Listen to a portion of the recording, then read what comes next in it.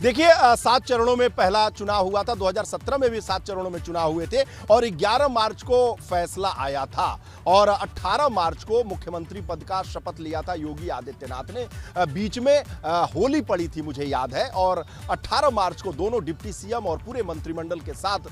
मुख्यमंत्री पद की शपथ लिया था योगी आदित्यनाथ ने। और 2017 की मैं बात करूं तो 11 मार्च को फैसला आया था और उत्तर प्रदेश की 403 सीटों के लिए 7 चरणों में चुनाव हुए थे। पहला चरण 73 सीटें थीं जिसमें 15 जिले थे। 17 जनवरी को नोटिफिकेशन हुआ था, लास्ट डेट नॉमिनेशन का 24 जनवरी था, स्क्रूटनी 31 जनवरी तक पूरी कर ली गई थी और उम्मीदवार का नामांकन वापस 27 जनवरी को और 11 फरवरी को मतदान हुआ था। दूसरा चरण 67 सीटें 11 जिले 15 फरवरी 2017 को मतदान हुआ था और तीसरा चरण 69 सीटें 12 जिले 19 फरवरी 2017 को मतदान हुआ था। चौथा चरण 53 सीटें 12 जिले और 23 फरवरी को मतदान हुआ था। पांचवा चरण 52 सीटें 11 जिले 27 फरवरी को मतदान हुआ था और छठा चरण 49 सीटें 7 जिले 4 मार्च को मतदान हुआ था और आखिरी मतदान और जो चुनाव की सीटें थी 40 सीटें थी, 7 जिले थे,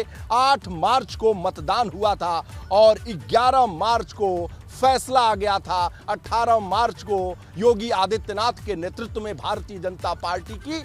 सरकार बन गई थी और ऐसा माना जा रहा है कि इस बार का भी चुनाव कम से कम 7 चरणों में नहीं तो 8 या 9 चरणों में होना है, क्योंकि कोरोना का जो प्रकोप है 2017 में नहीं था। ये विश्वव्यापी जो महामारी है इसका जो प्रकोप, ये तीसरी लहर जिस कदर हावी होती जा रही है और उसके मद्देनजर आज से ही